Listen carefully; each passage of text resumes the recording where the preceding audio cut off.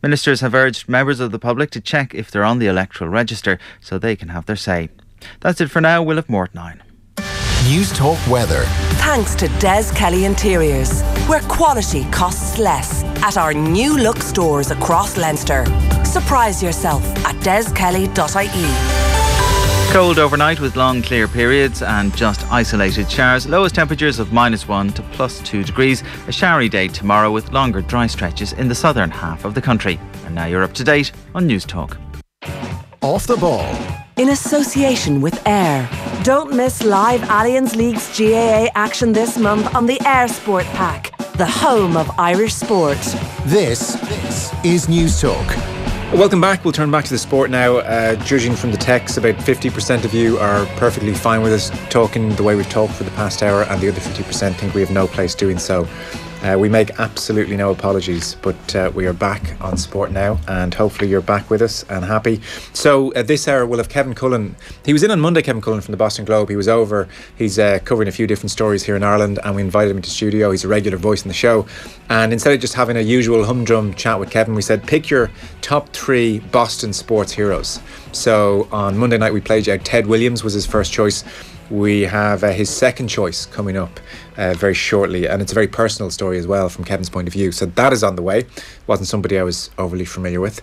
And then after 9 o'clock we'll have Nathan Murphy in conversation with Keith Andrews. He was in earlier on this afternoon, and so was Brian Robson. So Manchester United legend Brian Robson, feature interview. We chat to him for about 25-30 minutes.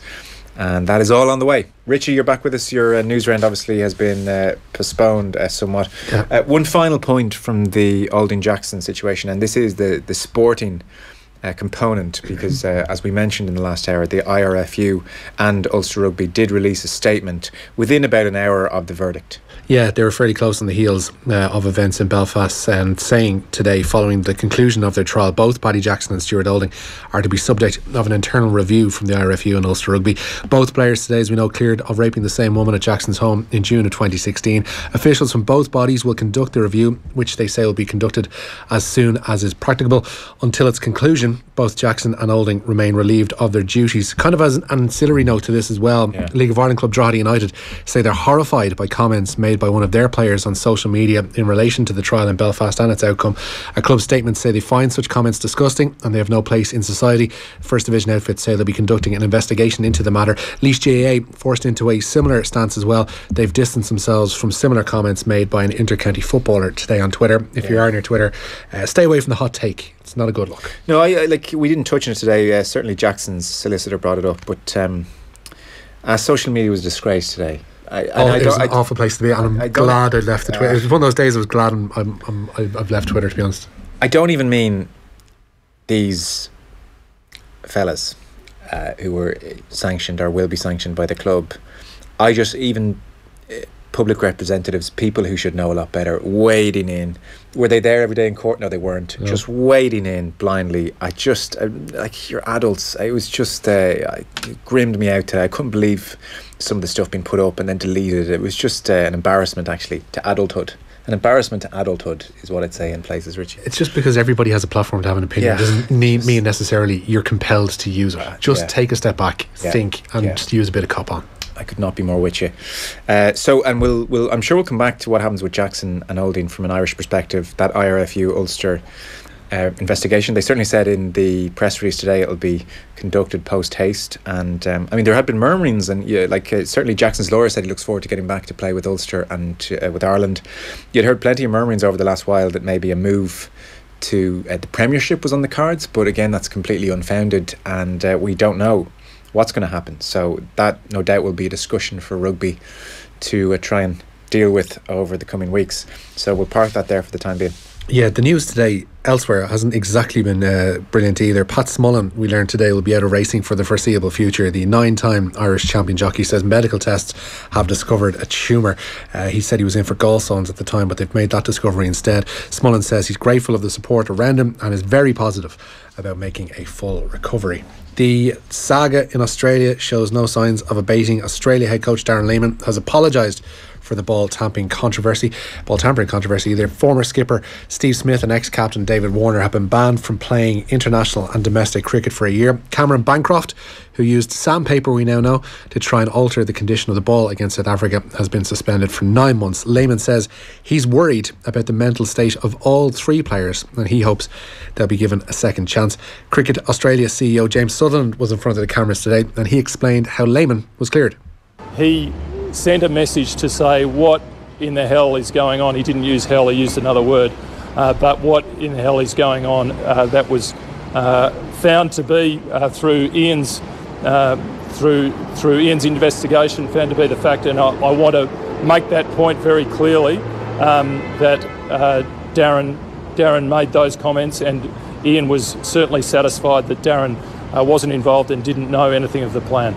The release that's gone out today confirms that it was sandpaper. It's not. I'm not sure that it's normal procedure, but I do understand that sandpaper is often in the dressing room or in players' kit bags in relation to looking after and taking care of their bats. Under the code, it specifically refers to these practices in which we have made the charges and offered the sanctions as cheating. So I think people want to use their own words, but cheating is certainly one of them that is probably appropriate in the circumstances. It probably is. It's bizarre that he just can't say, it was cheating. There seems to be a genuine discussion within cricket about whether or not this is cheating. Like anything you do where you're banned for a year, surely is cheating. I would think so. But it does seem to be almost a culturally accepted, look, come on, we all know what's going on here. This kind of happens attitude from some people. Like even Freddie Flintoff was bringing it up the other day. He was sort of saying, look, it's embarrassing and they're idiots for doing it. But is it cheating? I don't know. I think when you find the... That's Freddie Flintoff's point, by the way, not mine. Yeah, fair enough. It's the fact that there was an air of conspiracy about it. Yeah. I think that's when people can have a problem. If somebody picks up a ball, scuffs it against the spikes of their shoe, or maybe messes it around with the wicket and just kind of does something on their own, on the sly, you might think, you'll pick up a ban, you're in a bit of trouble, you've acted the Mickey there, you're going to pay for it. Where the captaincy and the vice captain in particular, in this case David Warner, have found their level of influence called into question. I mean, we heard from Jim Maxwell yesterday the story. It's like it's saying Jim Maxwell did finish the interview by saying, I have to go now. Yeah, he mid-question. Basically, it seems he found out that Warner and Bancroft had cooked it up, and Smith looked over and went, what are you doing? Nothing? I don't want to know.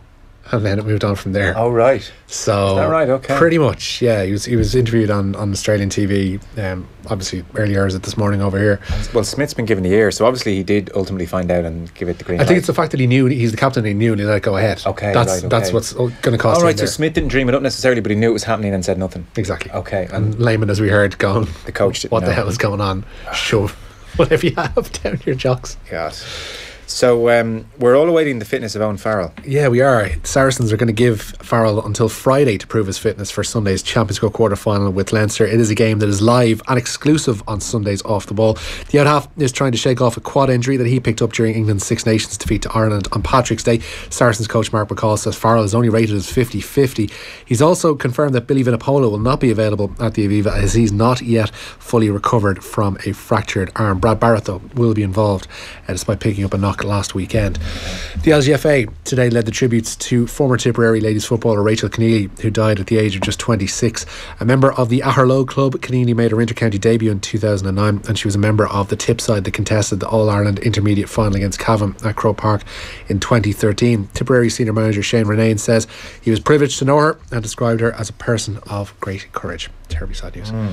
Former Galway star Michael Meehan says the tribesmen have nothing to fear about Sunday's league final against Dublin. Galway preparing for their first Division 1 decider since 2006. The two sides, of course, drew at Pearse Stadium 10 days ago, and Meehan told OTB AM this morning that Galway can cause the Dubs problems at Croke Park.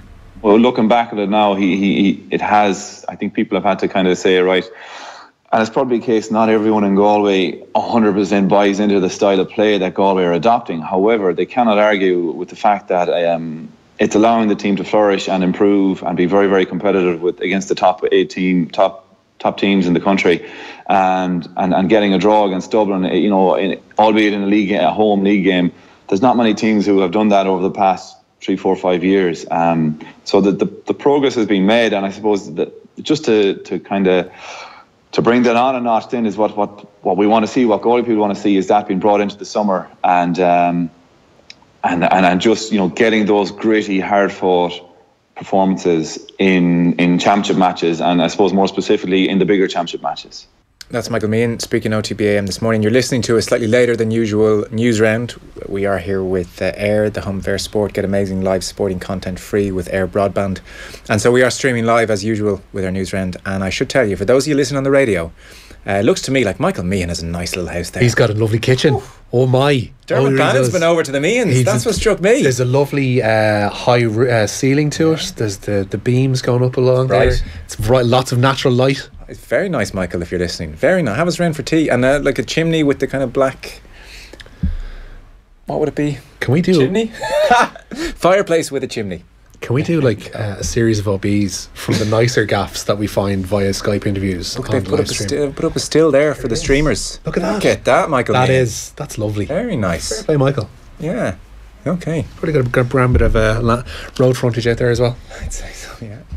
Conor McDonald has emerged as a doubt for Wexford's Allianz Hurling League semi-final with Kilkenny. The forward sustained a thumb injury during the Models' quarter-final win over Galway last weekend. It's understood McDonald suffered ligament damage rather than a break. They are hopeful he will be fit for that game at Innovate Wexford Park. While FIFA have opened an investigation into claims French players were racially abused while playing in a friendly against the World Cup host Russia, photographers at the game in St. Petersburg last night alleged a number of black players were abused by sections of the crowd. Ousmane Dembélé and Paul Pogba were said to be the subject of the alleged abuse, but neither player, the French Football Federation or management are yet to comment. But not a good look for Russia. I think that will be a feature this summer, unfortunately. Meanwhile, Rory McIlroy is fleshing out his season. Yeah, he's confirmed that he'll play at the PGA Championship at Wentworth in May. The 2014 winner of European Tour's flagship event missed last year's tournament through injury, and it's the first competition of the year when Ryder Cup qualification points will be enhanced. The official that was stood down for Ireland's Six Nations win over England will take charge of the first test on Ireland's summer tour. Marius van der Westhuizen will referee Ireland's meeting with Australia in Brisbane on June the 9th. The South African was relieved of his duties as a touch judge for the Patrick's Day game in Twickenham after it was revealed he had trained with the England squad in the lead into that game. The Republic of Ireland women's under 17s have missed out on qualification for the European Championships. Needing a win, Colin Bell's side lost their final league group game 2-0 to Germany today. Ireland ended the group in third. That followed Iceland's 3-1 win over Azerbaijan. Well, be careful about clicking your emails and what ones you open, because Lazio were conned into paying the final instalment of a transfer fee via scam email. The Serie A side paid €2 million to hackers rather than Feyenoord for defender Stefan de Vrij. The Dutch defender joined Lazio in 2014 and is poised to leave on a Bosman in the summer. The hackers sent an email using the Feyenoord letterhead and crest, from which Lazio transferred the 2 million sum via an altered IBAN. Okay, Richie, thank you. That is our news round done for this evening. Short break, and then before we have Brian Robson on the football show Manchester United Fans, we have Kevin Cullen up next. He is picking through his top 3 favourite Boston sports people, so we'll bring you number 2 in that list next. Off the Ball on News Talk in association with Air. Don't miss live and exclusive Premier League action this month on the Air Sport Pack. The Pat Kenny Show. On tomorrow's programme, sex, contraception and abortion, we take a look at Ireland's struggle with reproduction. Donald Trump works for the real Americans, according to Matt Meyer, who'll tell us why, how a group of people determined to change the world started Concern, and No One to Love, why we still have stray dogs. The Pat Kenny Show. With MasterCard. Tomorrow morning at 9. On News Talk. At Bruce Betting, we're celebrating 40 years as one of Ireland's leading bookmakers with the launch of our brand new website and iOS app.